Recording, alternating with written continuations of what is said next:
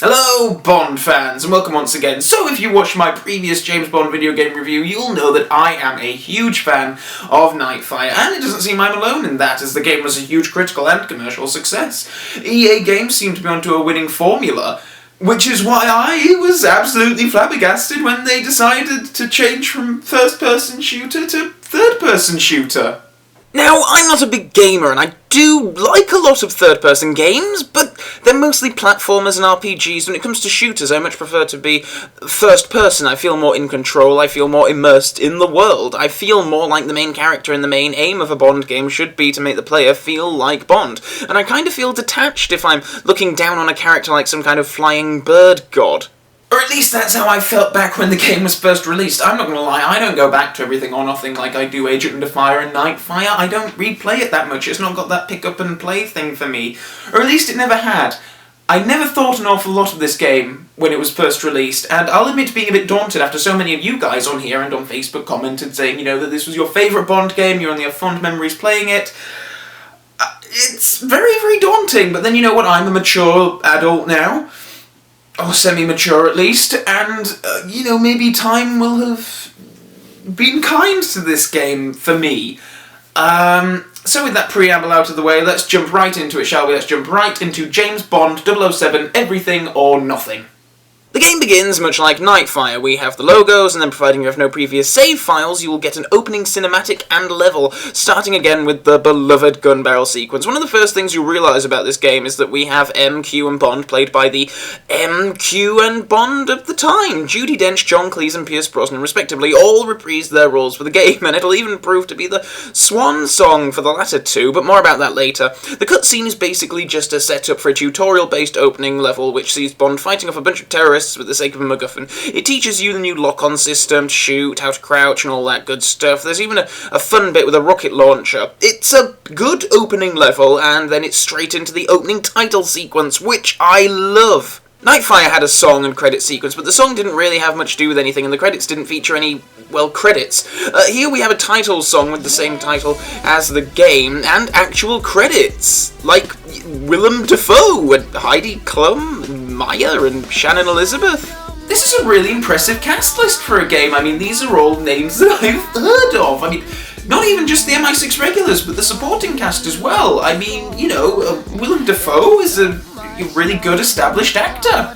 Still, it's an amazing feat that they managed to get a group of name media people to be in the game. This is probably the most impressive cast list I've ever seen for a game that wasn't just actors reprising roles they previously played in films. The title sequence itself is great too, very Kleinman-esque. I love the invisible women struggling in the red velvet. I even quite like the title song by Maya, and I'd take it over Goldfinger any day. Oh God, you're all gonna hate me for this, I can tell. Yes, world, I like the title song to a James Bond video game more than Goldfinger. Oh yes, come on, I love it. After the title sequence, there's a training level that teaches you all about the new game mechanics, the targeting system, how to use certain gadgets. One of the bigger gameplay additions is the Bond Sense, which essentially allows you to target specific enemies while the game is in pause. I guess kind of like what Wei Lin used to shoot those pipes on Carver's stealth boat. All of this training happens in a Q branch facility that seems to suggest Q has had his budget cut after the last film, because this virtual reality is a hell of a lot less realistic than the one used previously in Die Another Day. By the way, does anyone else just love the giant pit of red spikes here? It's so unnecessarily violent. It's like Q was drawing up the map and then suddenly decided to make it deadly all of a sudden. And then Bond will turn the corner and face a baddie there, and then he'll rappel up a wall. So, we've just had word that Bond has broken the new windscreen on his Aston Martin.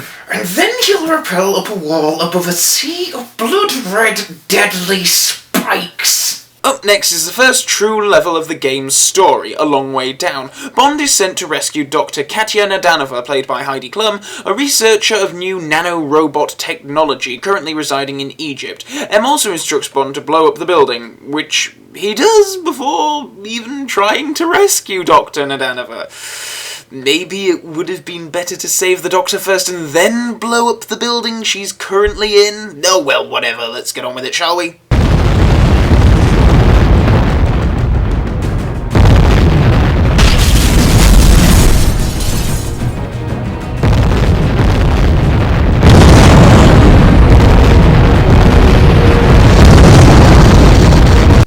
Oh my god, this is the most epic opening level opening ever!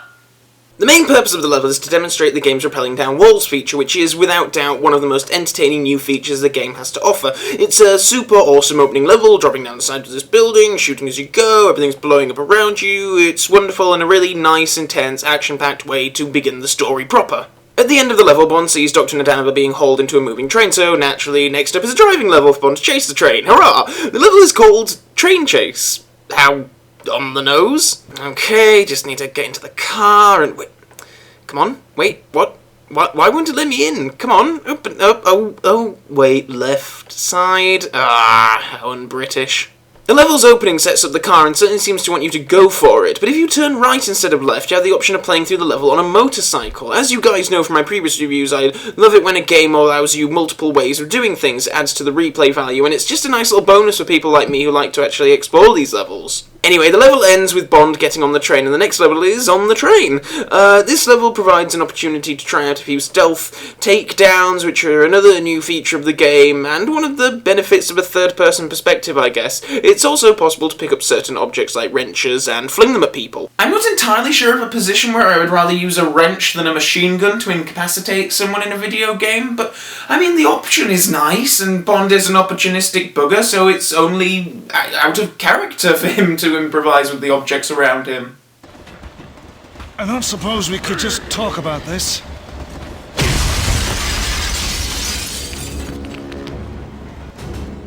I guess not.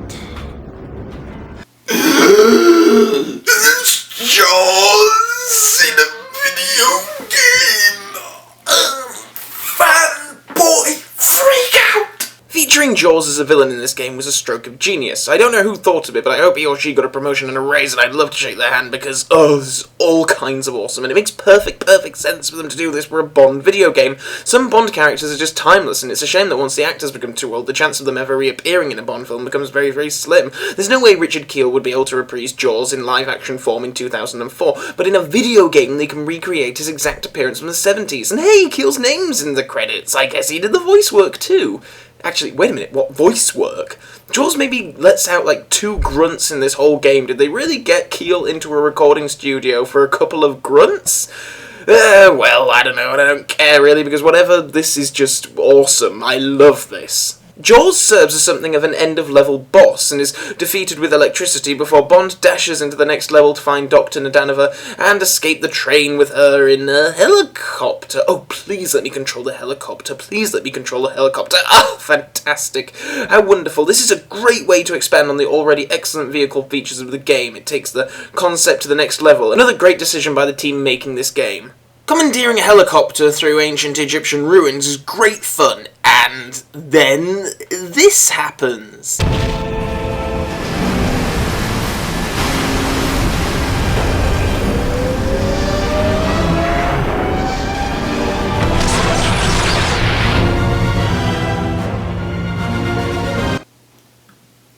What the hell is that thing? It looks like a rejected model from a Star Wars video game. That's the most unbondly thing I've ever seen. It was with the energy force field. I mean, that's way too sci-fi for Bond. Who on earth thought that was acceptable for a James Bond story? Anyway, Bond blows up the bastard child of a Star Destroyer in an AT-AT and drops Nadanova off at a house somewhere, where we get a cutscene of her meeting with Nikolai Diavolo, played by Willem Dafoe, and the pair are revealed to be lovers in cahoots. Diavolo is quite pissed off at the mention of Bond's name. All of the nanobots were destroyed, except for one. My gift to you, courtesy of MI6 and James Bond. Bond. James Bond. You know him? He killed Max Zorin. My mentor, my teacher, my friend. Oh my goodness, another classic villain callback? Oh, this game is 00 heaven. It's also a line which quashes any codename theory, so at this point I'm all for accepting this game as part of the cinematic 007 canon. These first 4 levels serve as an Act 1 to the game, I guess, and once they're over it's time for a briefing from Q. A very lengthy briefing. The Spider Explorer, our new field reconnaissance device. You're the first agent to use it, so do be careful, 007. It doesn't climb walls, but it can go places that you can't. Use it to explore ahead of you without being seen, or to retrieve certain objects. Great, thanks for that cue. I'll be sure to bear it in mind. We've added a strobe function to the coin grenades. The flash will stun anyone who sees it. Use this if you get into a tight spot and need to disable your enemies quickly. Look, can I just go? I mean, do I have to listen to all of The this? standard issue dart gun carries a fast-action nerve Oh toxin my that will God, immediately how render many anyone things does who he hit need to unconscious babble on in a few about? hours. We've upgraded the Cayenne with a cloaking device, 007, which will Oh, make you just shut up. temporarily Life's too invisible to short. your enemies. I understand they got John Cleese to voice Q and they probably want to get their money's worth, but I really don't need 5 minutes of explanation from him, you know? Just the name, Sleeper Dart, gives me a pretty big hint as to what that gadget does. Anyway, following this we have a lengthy cutscene which presents itself as a level, even though there's no control actually involved. Bond heads to the MI6 headquarters in Scotland for some reason, and meets with M, who provides some exposition on Nikolai Diavolo, that he's an ex-KGB agent and, well, mental. There's a nice little mention of Max Zorin here too, which I love. Diavolo's control, his teacher, was Max Zorin. Yes, we once played bridge together. He lost. And then it's down to Q branch, where we see Q has a new female assistant named Miss Nagai. Why does Q even have an assistant exactly? I mean, he could just explain the gadgets to Bond himself. But then, I don't know, maybe John Cleese gets paid by the word. And also, why are we even having this briefing after just spending 1,000,000 hours listening to Q waffle on about gadgets after the last level? Now, 007, do try to return this equipment in pristine condition. I'll do my best. That's what I was afraid of. Haha, yes, very funny. Okay, loading screen on to the next level. Wait, what? Huh?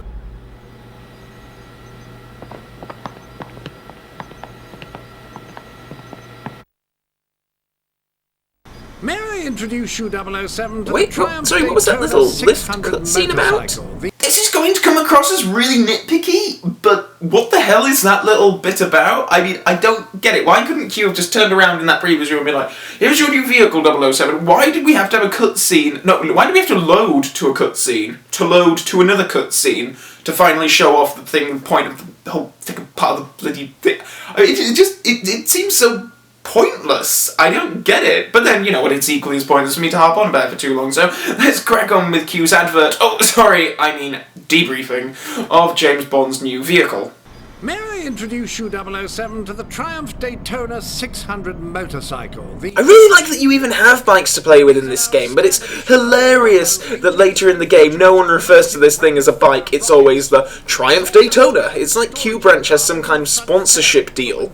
Anyway, we finally get to the next level, where Bond is dispatched to Peru to investigate the disappearance of 003, who was investigating one of Diavolo's mines there, and meet up with fellow agent Serena Saint-Germain. Bond's feet literally do not touch the ground before shit kicks off. It's Bond! Even though I'm very far away and I can't see past his windscreen at all, it's definitely Bond. This is yet another fun driving level, and one that makes extensive use of the Cars Die Another Day style cloaking device.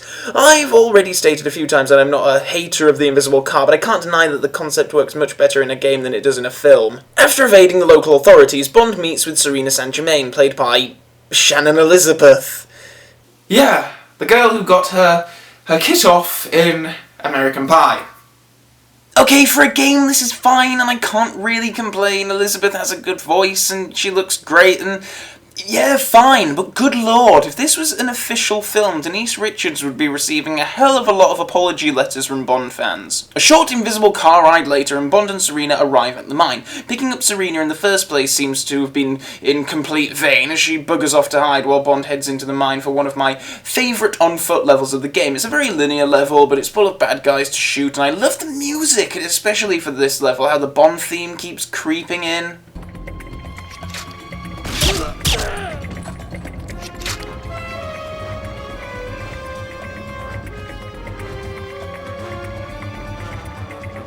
In fact, I may as well talk about this here. I think that Everything or Nothing possesses quite possibly the greatest James Bond video game soundtrack. It was composed by Sean Callery of 24 fame. I love his music there, and I love it here. He captures the modern Bond sound perfectly, and while I enjoy the soundtracks a lot, at times they feel a bit generic. Callery's score here, however, feels like it could actually be a Bond film score. That's not to say it's perfect, however. I mean, what's with these weird bits of, like, 80s style music, like when Serena gets into Bond's car?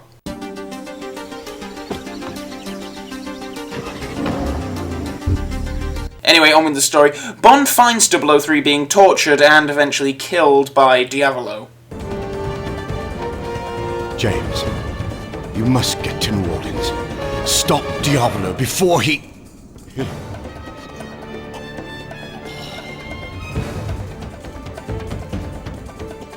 You know, playing this game in hindsight, those were some very useless final words, 003. I mean, couldn't you have spluttered out something a bit more, you know, useful to Bond in your dying moments? Nanobots! Tank! Red Square! Dr. Nadano's evil! Oh!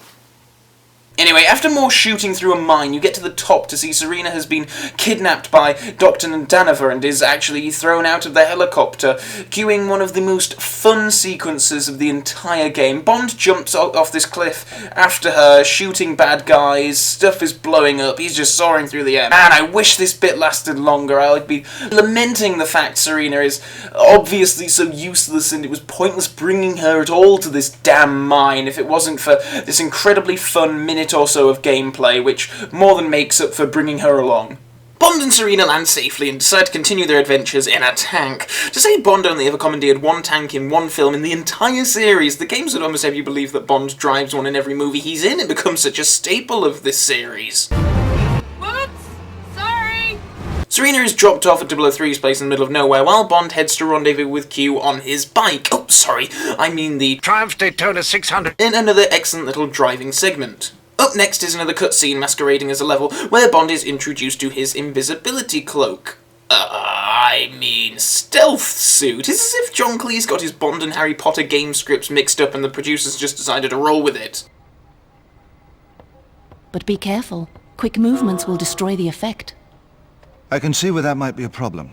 Now, I've publicly stated on several occasions that I don't mind the invisible car. I think for where the series was at that time, it was a fine addition. A stealth suit, however, is complete nonsense, and it just pushes this whole thing way too sci-fi. On to the next level anyway, which features the return of the lovely Aston Martin Vanquish. Woohoo! Bond is dispatched to New Orleans to meet with NSA agent Maya Starling, played by Maya. The opening of the level features a lovely little reference to the previous game. Does this mean the Phoenix Corporation is still in business? I would have loved to be a fly on the wall of the next boardroom meeting after the events of Nightfire. After a good car chase, Bond makes his way to the club where Agent Maya is working undercover to save her before one of Diavolo's men, Yayakov, kills her. There's a nice Bond moment here before he gets into the club. I want the full treatment today. Give me everything. Oh my. We've learned a few new tricks, haven't we? Could you be a dear and get me a drink, please? By the way, am I the only one that really likes the version of Everything or Nothing that Maya is singing in this club? It's kind of jazzy, loungy. I think it's really nice. I mean, I like the main title version enough, but this one is my preferred version of the song. It's really catchy.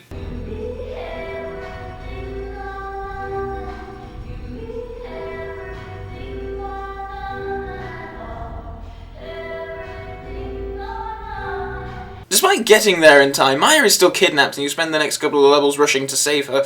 I wish you had the opportunity to spend a little more time in this club setting. The sharks swimming around at the side of the bar are such a classic Bond villain touch. I really wish we could have spent more time in this particular environment. The next level is one of the more intriguing and different feeling stages of the game. It's a graveyard setting and it feels very spooky and creepy. It's almost like a setting you'd find in a Resident Evil game, and it makes for a nice change of pace, to be honest. The atmosphere is so different. It even ends with a little boss fight against this creepy dude who's planning to barbecue Maya. Well, it can't be all bad then. Sorry to keep you hanging like this. You're awfully sure of yourself, aren't you? I insist on enunciating absolutely every word, which is why I'm so unnatural to listen to in this video game. Up next is a super fun driving level with a speed-esque gimmick of a bomb going off if you go below a certain speed, which is cool. 007, we've detected an explosive device on that limousine. It appears to be triggered by speed. A bit like in that film, you know, that Keanu Reeves film. In fact, most of Diavolo's plans seem to come from films. 007, your next mission is to infiltrate Diavolo's home and raid his DVD collection. It also features a completely hilarious animation of Maya popping out of the sunroof with 2 machine guns in her hands, firing at enemies. It's just, I mean, it's so stupid. I mean, it's Maya, for goodness sake. It's harder to take her seriously as an NSA agent than it is Denise Richards as a nuclear physicist. Well, whatever, this level is awesome. Blowing up Diavolo's factory is so cool, and Bond even gets to bed Maya at the end of it.